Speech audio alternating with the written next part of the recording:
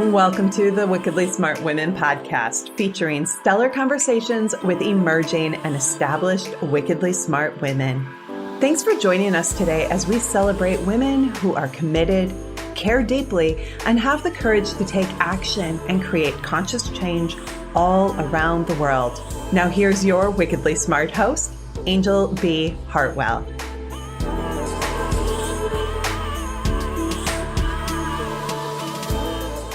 Welcome to another episode of the Wickedly Smart Women podcast, where we celebrate wickedly smart women and provide our listeners with a wealth of wisdom along with immediately actionable steps to be smarter, spunkier, and more successful in their impact and their leadership.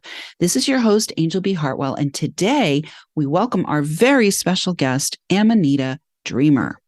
Amanita suffered from severe anxiety, panic attacks, and was on benzodiazepines for 10 years until she found the Amanita Muscaria mushroom, and it saved her life.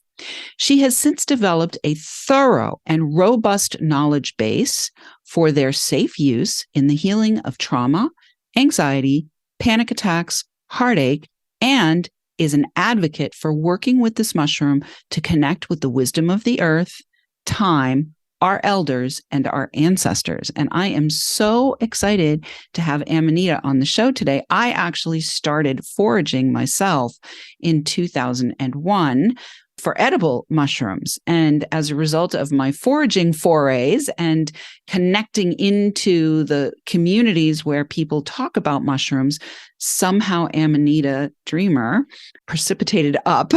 She fruited like a mushroom into my consciousness. And so I'm so delighted that you're here with us today. Welcome to the show. Thank you for having me. That's the coolest intro and best compliment that I've fruited. Like, that's great. That's amazing imagery.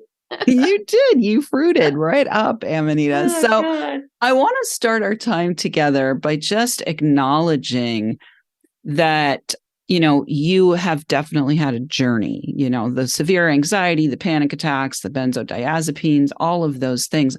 I'd like to know if you're willing to kind of go back in time to your childhood and notice if there was anything in your younger years that either prepared you to ultimately become an advocate, an activist, and a voice for this particular mushroom, or maybe that led to you having all of these anxiety, panic attacks, etc. And, whichever direction you want to go is fine with me. Well, like a lot of people that are in my age cohort, we all kind of have some things in common.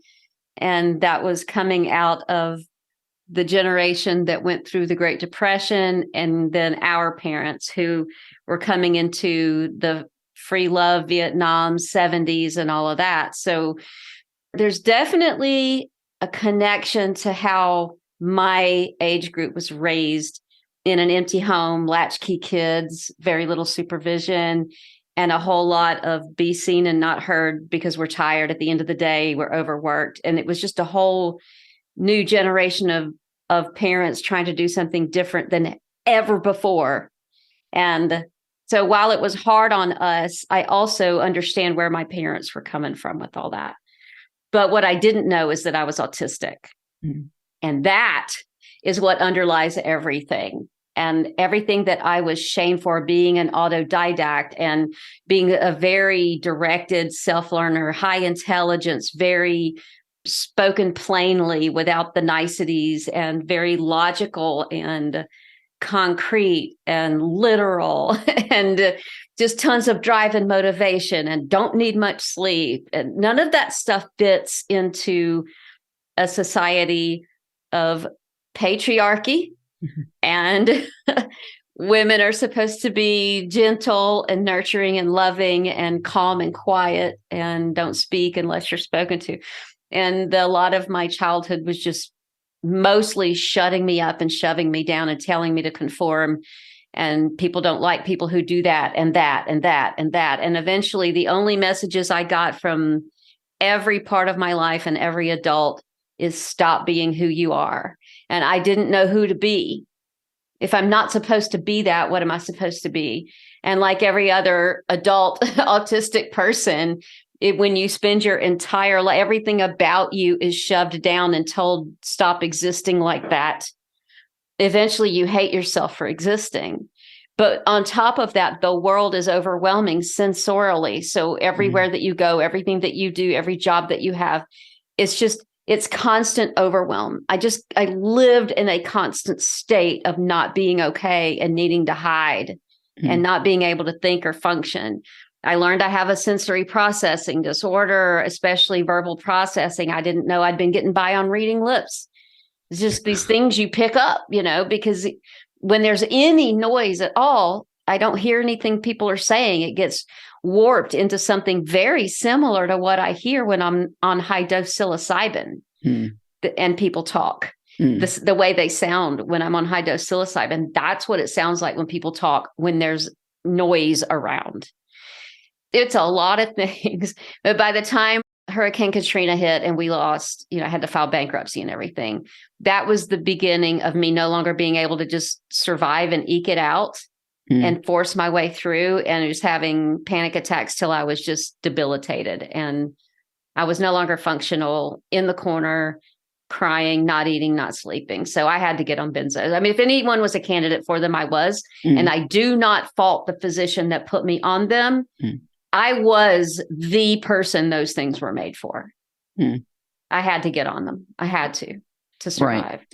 Right. Okay. So, some of the things that I'm hearing here that because we have listeners in 106 countries, I really want to make sure that they're hearing what I'm hearing. And that is that there were a number of kind of cofactors that all congealed to create an existence for you where it ultimately became almost intolerable to just be.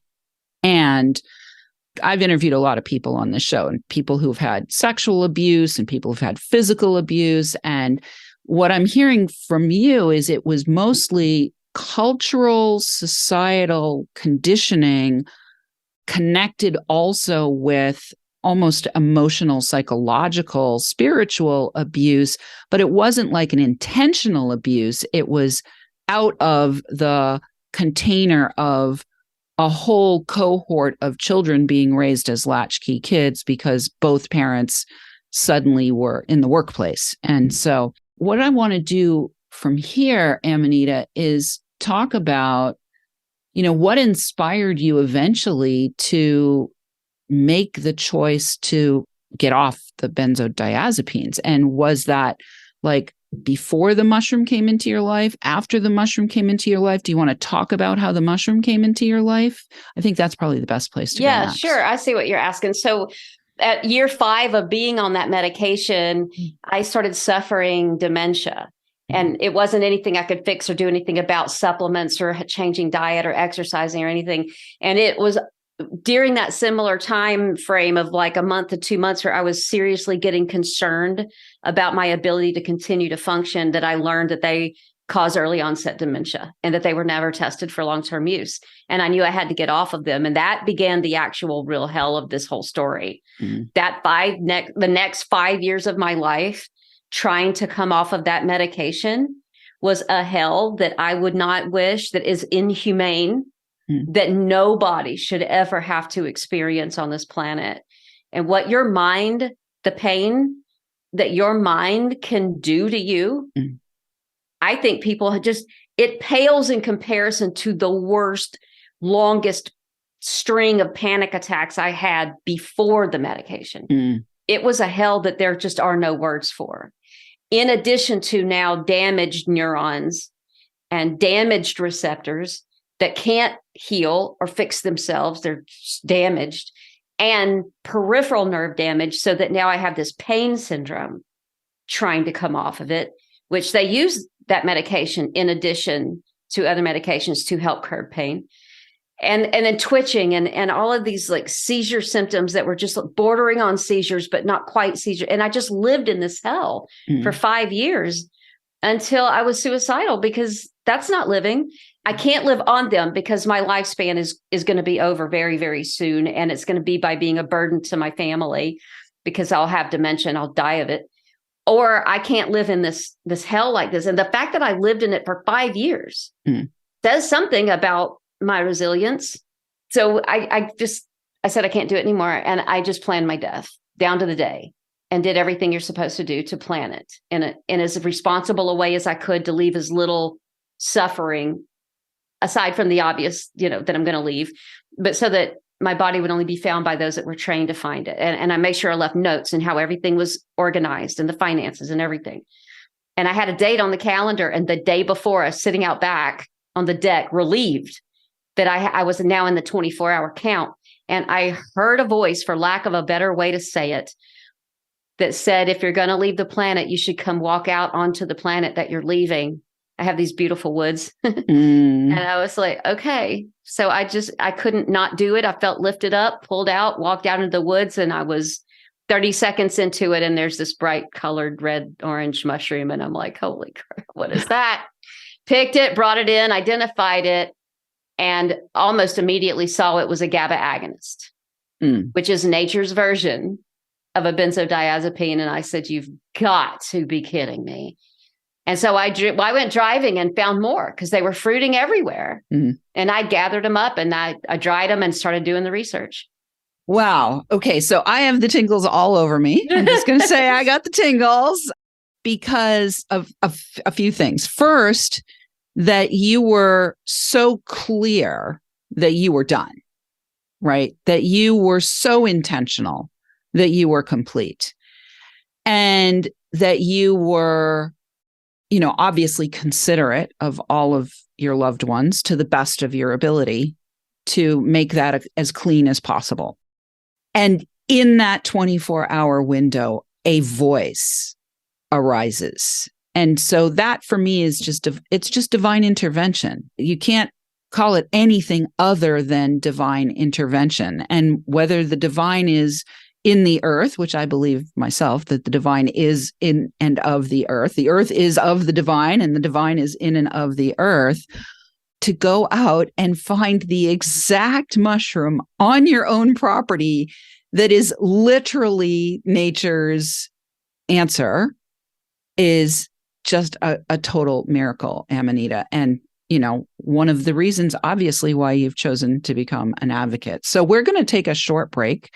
When we come back, we're going to talk a little bit more about you now stepping into being an advocate and all of the scientific research that you have done to validate everything that you teach and you share about this mushroom. But right now, we are going to take a short break. So Wickedly Smart Women, we could use your help. If you're enjoying this show and want us to stay on the air, please consider making a donation at www.wickedlysmartwomen.com. We'd also like to ask you to share with your lovely lady friends who you think might benefit from our content. Help a gal out and let your sisters, mothers, daughters, friends, and colleagues know about the show so we can serve them too. I want to say a big thank you to all of our listeners who are downloading, rating, and reviewing. We're welcoming thousands and thousands of downloads from all over the world. We're downloading now in 106 countries. So we want to shout out to our listeners in South Africa, Sweden, and Cambodia. And we will be right back with Amanita Dreamer.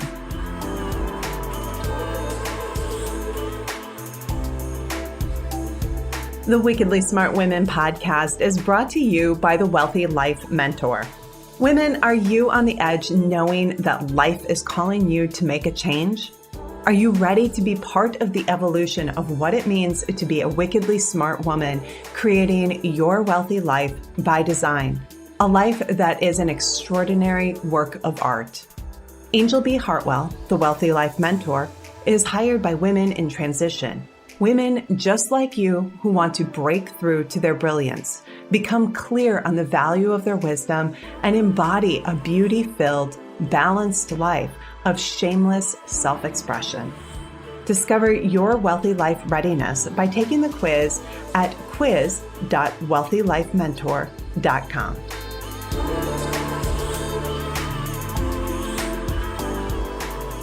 And we are back with Amanita Dreamer. Before we went to the break, we were talking about her journey through anxiety, panic attacks, being on benzodiazepines, choosing that it was time to get off of those, going through 5 years of hell. And on the day before she was going to just say, I'm done and leave the planet, having the divine intervention of the Amanita Muscaria mushroom showing up right in her very backyard. If you want to find out more about Amanita and her deep work, which I highly recommend if you are resonating with this episode, if there's somebody in your life who may have been exhibiting some of the symptoms that she talked about in the front half of the show, or if you are having some of the challenges that she went through herself, to go to amanitadreamer.net.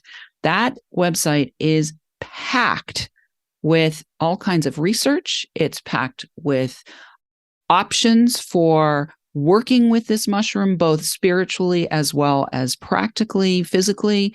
And it also contains her store where she does some very fun, crafty things to help support her mission here as the voice of the Amanita. So you can go to amanitadreamer.net. You'll find that link for getting there in the show notes. So Amanita, let's talk about, okay, the mushroom decides to show itself to you. You had a background in science, as I recall from watching some of your content. So you got the mushroom, you brought it in the house, you identified it, you discover it is the same thing, essentially, nature's benzo. What happened next? I found that all the information on the internet at the time, there was very little. And what was there was conflicting and mostly don't take it, poisonous, deadly, all that stuff. And then you can go in like these back rooms of these trip websites, where it pretty much was in this dark little corner of the crap mushroom corner, like crappy to trip on, don't do it, save yourself. And the only thing that made me go forward is I also learned that it's in all of this archaeology, art, pottery, symbolism, paintings, has a rich history of being written about, like in the Rig Veda, and your listeners can see it when they go look at all this stuff. It's deep. There's a lot of it. If there was any one living plant, mushroom thing that is the most iconic, written about, drawn about, culturally known, it is this mushroom. Like it's this.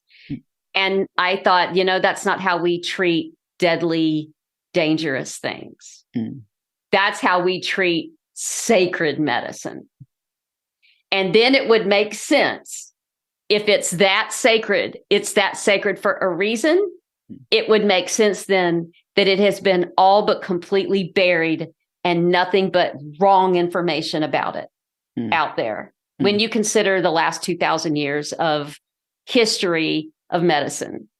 So that made sense to me. And I said, there's something amazing and beautiful in this mushroom. I'm taking it. And then I felt, if it killed me, it did me a favor. Cause come on. You were going anyway. Right? So I didn't know how to make it. And I was getting frustrated and not taking it, still living in this syndrome. And I finally got frustrated with it. And I said, damn it. They're going to tell me. I walked in the kitchen. I laid them out in front of me and I said, you're the one that made me find you. If you want me to cook you, tell me how. And I just looked at them and it rose up immediately, 15 grams in a cup of water, simmer it. I heard it clearly. And I'm like, what? So that's what I did. And I made it. And I said, okay, how much do I take? They said, start small and go slow. So I started small, took like a quarter of a teaspoon and then like a half a teaspoon. And it wasn't really feeling anything. And I just sort of drank it, just a couple of big gulps of it. And in about 20 minutes later, I started feeling it come on. And then I was feeling braver and I drank a little bit more and I wound up tripping on it. And I took what wound up being the most perfect dose that I would have told anybody else or counseled people to work their way toward for what I was dealing with. And I can't tell people doses to take. And you have to get there in your own way like I did. But it was the perfect dose. And I woke up the next morning and I just cried and sobbed deeply because it's the first time in my life I wasn't feeling anxiety. And I didn't know I had never had anxiety. I had never been free of it until that moment. And then I sobbed on the floor, just waterworks, sobbing for my entire life that had been wasted living that way.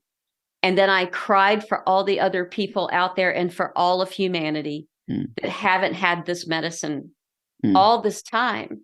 And I never took another benzodiazepine again. I never had any more withdrawal symptoms after that moment. I wound up learning a really good dosing protocol for this mushroom and how to use it.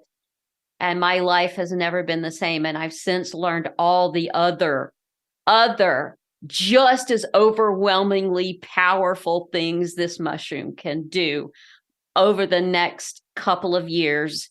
And I'm still learning new things that it can do. Well, and, I think it's about 4 years now for you that you have been working with the mushroom.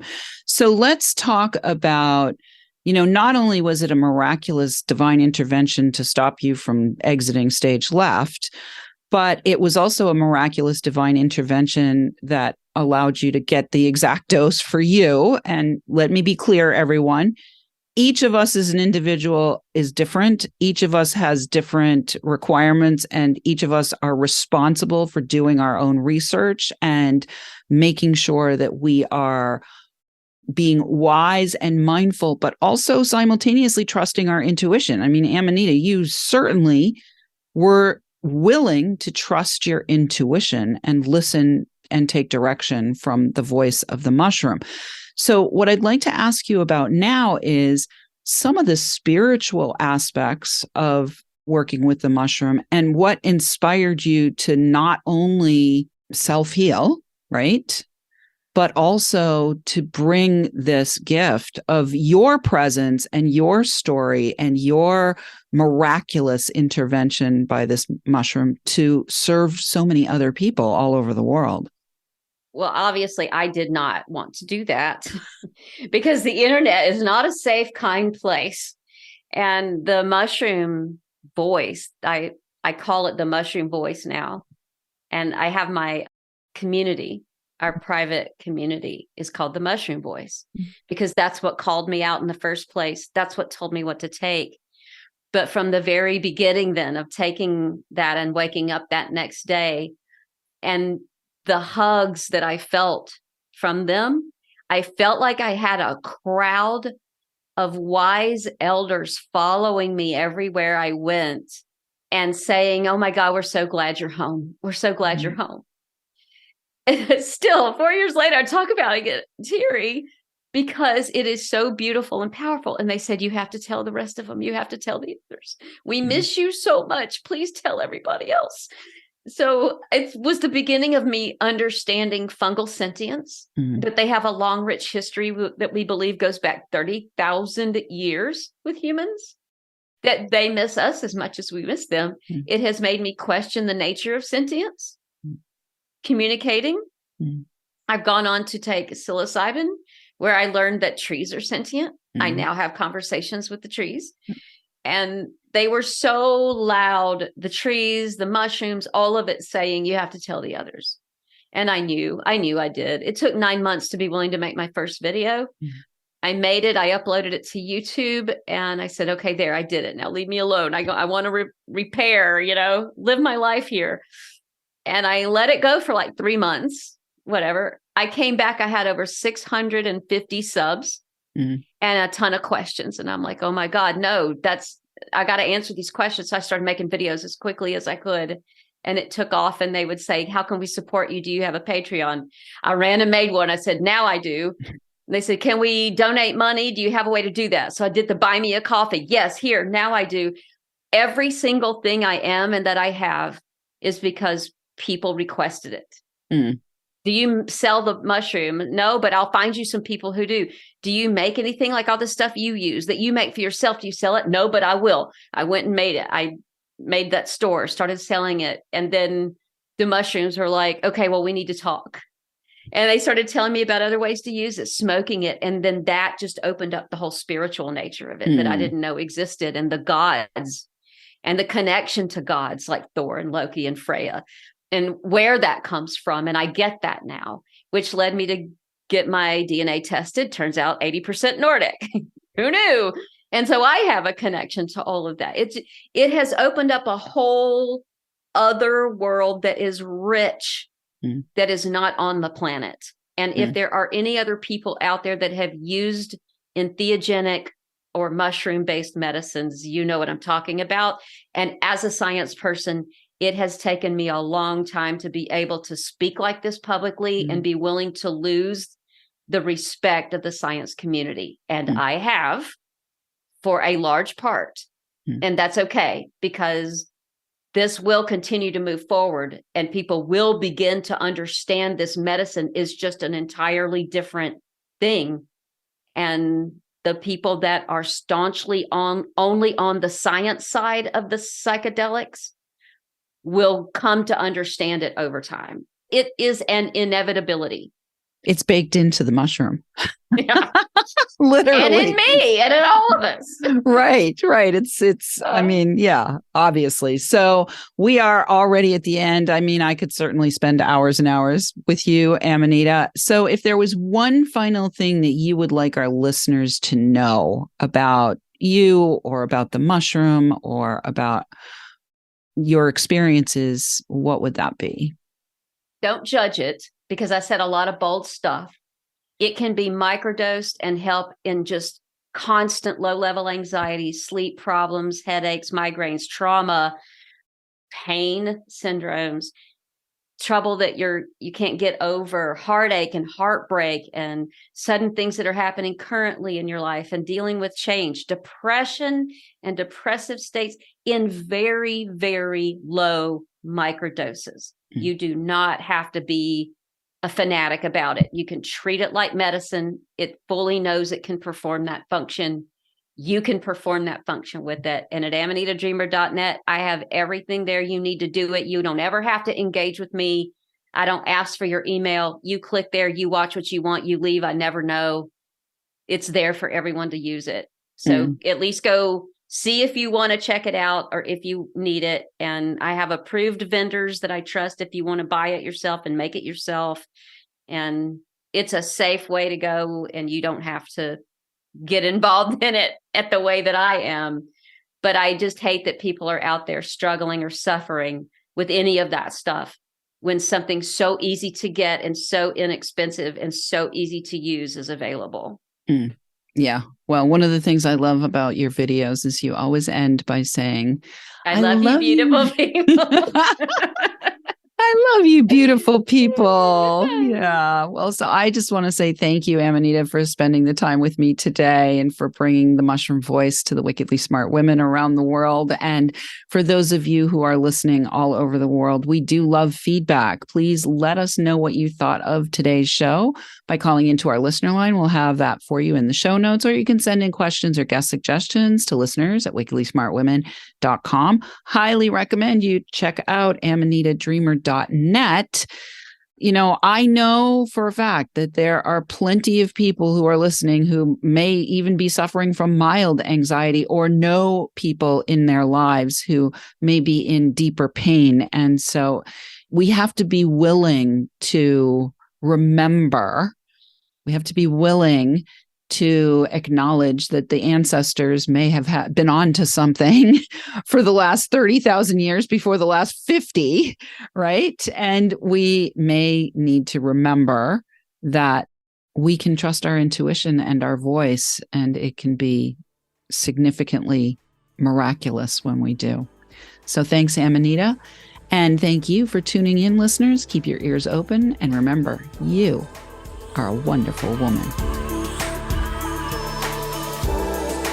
Thanks for tuning in, downloading, and listening. Be sure to rate and review Wickedly Smart Women on Apple Podcasts and share with other women who can benefit from today's episode.